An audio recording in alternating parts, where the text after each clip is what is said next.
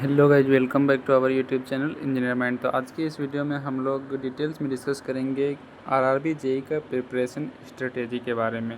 तो RRB junior engineer का जो पीटी का एग्ज़ाम है उसका प्रिपरेशन कैसे करना चाहिए, हम लोगों को कौन सा बुक पढ़ना चाहिए। पीटी के लिए हम लोग मेनली फोकस करेंगे और मेंस के लिए भी करेंगे, लेकिन एक ही साथ दोनों करना सही नहीं है क्योंकि कन्फ्यूजन बढ़ जाएगा और होच पोच हो जाएगा। इसी वजह से हम लोग पीटी के लिए अलग डिस्कशन करेंगे और मेंस के लिए अलग डिस्कशन करेंगे।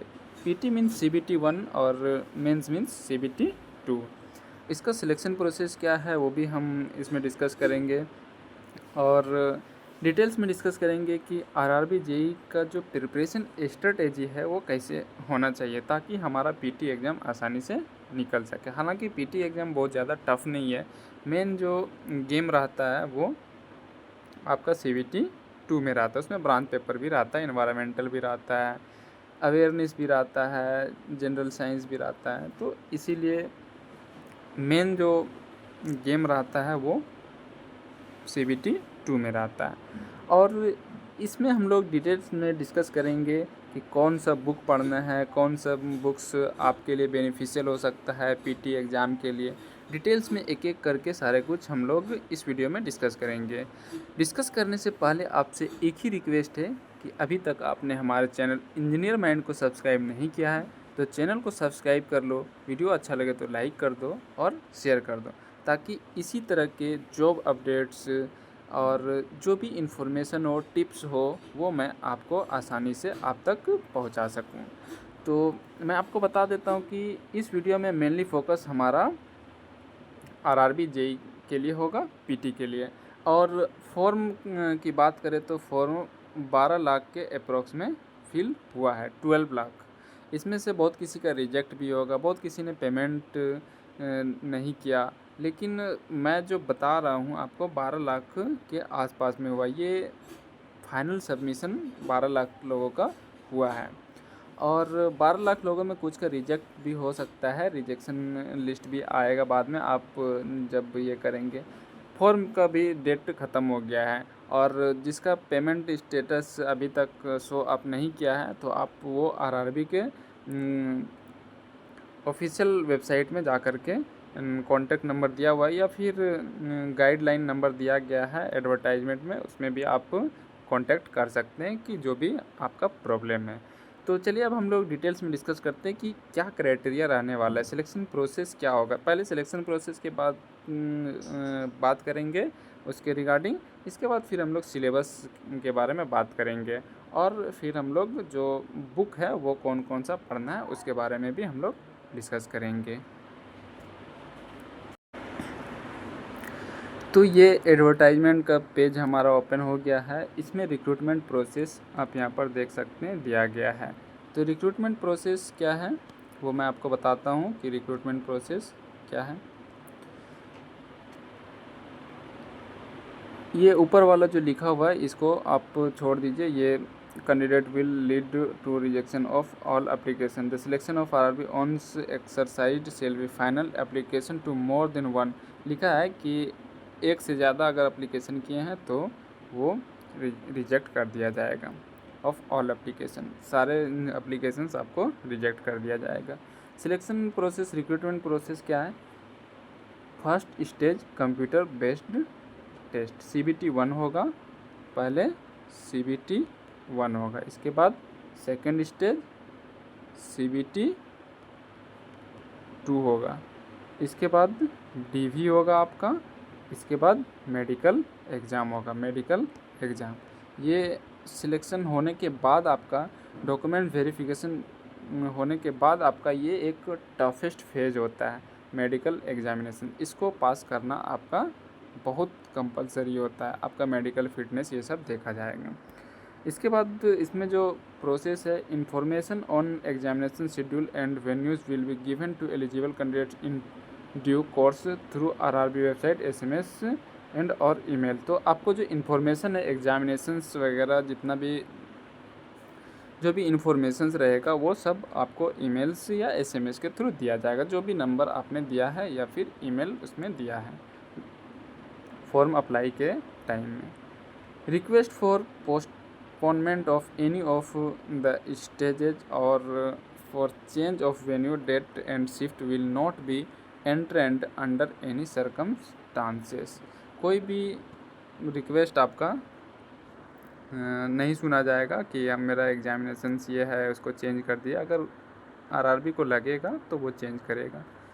तो स्टेज 1 CBT 1 जो है वो common for all notified post of this CEN centralise employment notice. तो जितना भी पोस्ट पे वैकेंसीज आई है सबके लिए CBT 1 क्या है, CBT 1 कॉमन है। सबका एक ही पेपर होगा, कोई भी ब्रांच हो, सिविल, इलेक्ट्रिकल, मैकेनिकल, इंजीनियरिंग हो, मेटलर्जी हो, ये मतलब कोई भी पोस्ट हो, सबके लिए स्टेज 1 CBT वो सेम होगा। इसके बाद ड्यूरेशन की बात करें तो 90 मिनट्स का होगा, 120 मिनट्स फॉर एलिजिबल पीरियड। जिसका फिजिकली हैंडीकैप्ड है उन लोगों के लिए 120 मिनट्स होगा, लेकिन जनरल कैंडिडेट्स के लिए 90 मिनट्स होगा। नंबर ऑफ क्वेश्चन 100 होगा।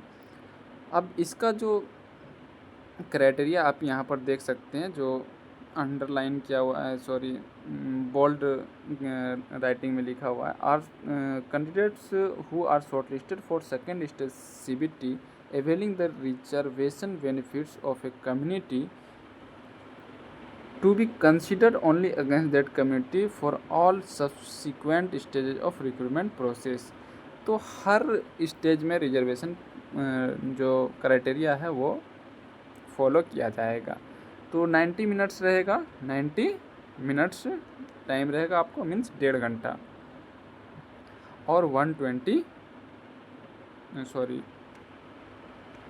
90 मिनट्स रहेगा और 100 क्वेश्चंस रहेगा, 100 क्वेश्चंस रहेगा। अब 100 क्वेश्चंस में क्या क्या रहेगा वो भी मैं आपको बतलाता हूँ। सबसे पहले सिलेबस के बारे में बात करते हैं। सिलेबस में मैथमेटिक्स रहेगा, नंबर सिस्टम्स रहेगा, बोर्ड मास रहेगा, डेसिमल रहेगा, फ्रैक्शन रहेगा, LCM एंड HCF रहेगा, रेशियो एंड प्रोपोर्शन रहेगा, परसेंटेज रहेगा, मेंसुरेशन रहेगा, टाइम एंड वर्क रहेगा, टाइम एंड डिस्टेंस रहेगा, सिंपल एंड कंपाउंड इंटरेस्ट रहेगा, ये सब रहेगा। आप एक बार अपना एडवर्टाइजमेंट में सिलेबस देख लेना। अब बुक की बात करते तो बुक कौन सा पढ़ना है मैथमेटिक्स के लिए या जनरल इंटेलिजेंस एंड रीजनिंग के लिए, वो मैं आपको बता देता हूँ। आपको बुक जो पढ़ना है, किरण पब्लिकेशन का बुक आता है, एक किरण पब्लिकेशन का एक बुक आता है, उसका बुक का नाम है SSC रीजनिंग, समझे, SSC रीजनिंग। उसके लिए जनरल इंटेलिजेंस एंड रीजनिंग आप पढ़ सकते हैं।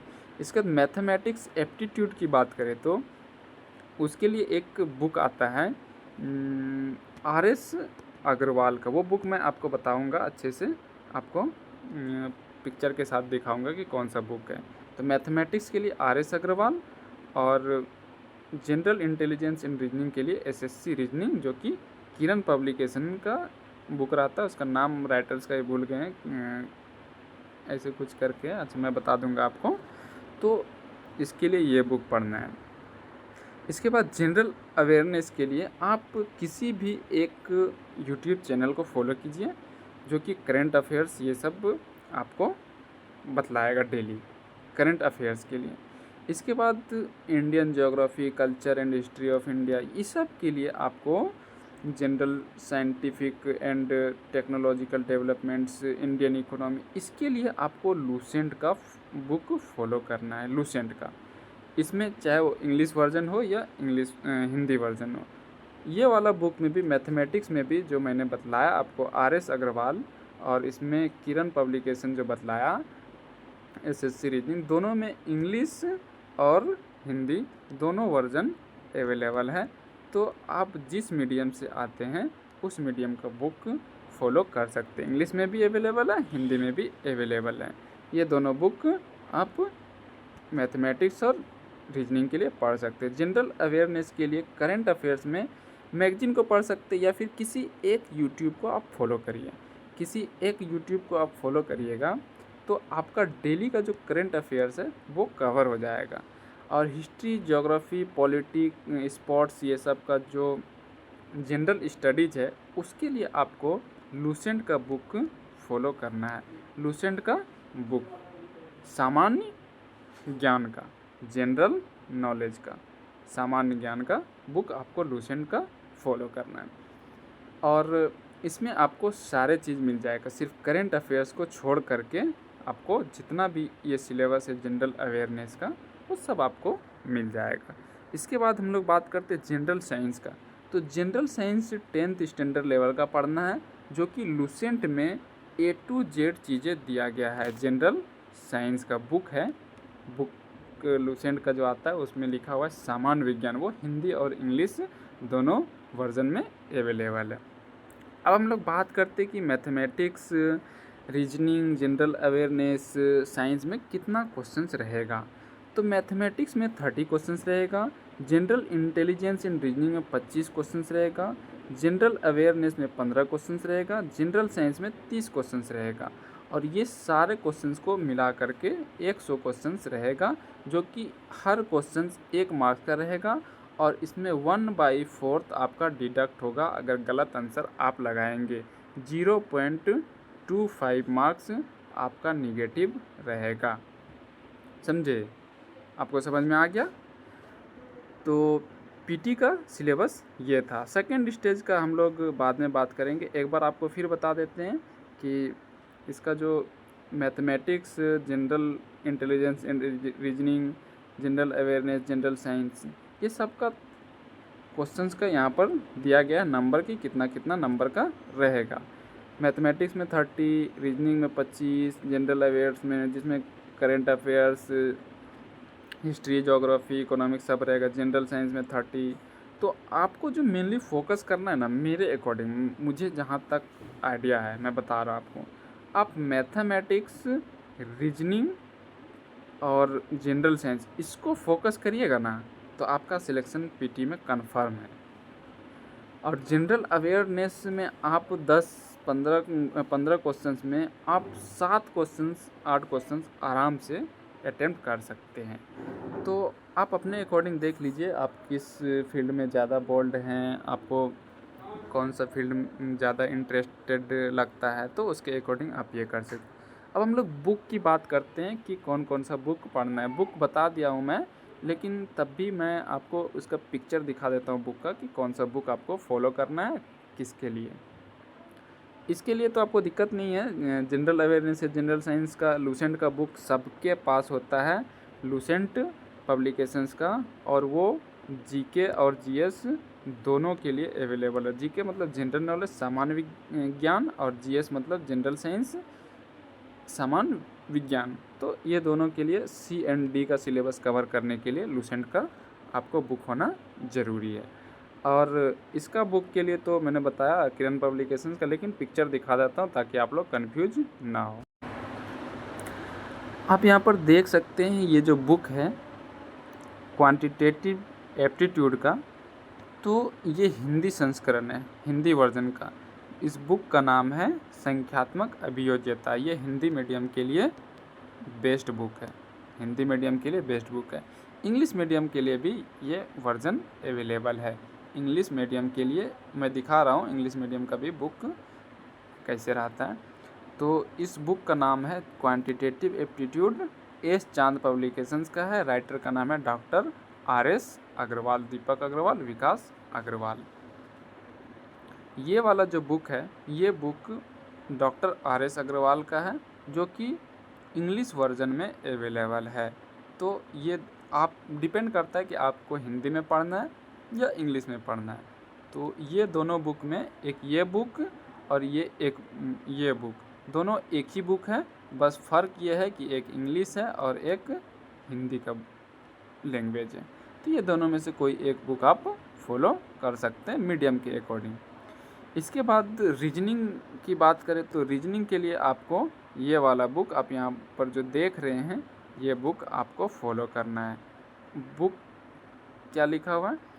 किरण इंस्टीट्यूट ऑफ कैरियर एक्सीलेंस। आप अमेजॉन पे या कहीं पे किसी भी स्टोर में जाइएगा, बुक स्टोर में, तो आपको मिल जाएगा। SSC रीजनिंग इसका नाम है। और त्रिपाठी करके ऐसे कुछ करके किरण पब्लिकेशन आप बोलिएगा, आप बुक को इस तरीके से देख लीजिए, इसी तरीके का बुक है। तो आप गूगल सर्च करिएगा तो आपको मिल जाएगा, एसएससी रीजनिंग इसी फोलियो में आपको मिल जाएगा। सॉल्व पेपर है, तो रीजनिंग के लिए आपको ये बुक फॉलो करना है। तो उम्मीद है आपको समझ में आ गया होगा कि कैसे प्रिपरेशन करना है, प्रिपरेशन स्ट्रेटेजी क्या है, बुक कौन सा फॉलो करना है आरआरबी जेई के सीबीटी 1 के लिए। तो आज तक इतना ही रहने देते हैं, फिर नेक्स्ट में हम लोग नेक्स्ट जो स्टेज है उसके लिए कवर करेंगे क्या क्या पढ़ना है। इसके बाद फिर हम लोग ये भी देखेंगे कि जो मेडिकल क्राइटेरिया है वो क्या है। तो आज इतना ही रहने देते हैं, फिर नेक्स्ट लेक्चर में हम लोग डिस्कस करेंगे।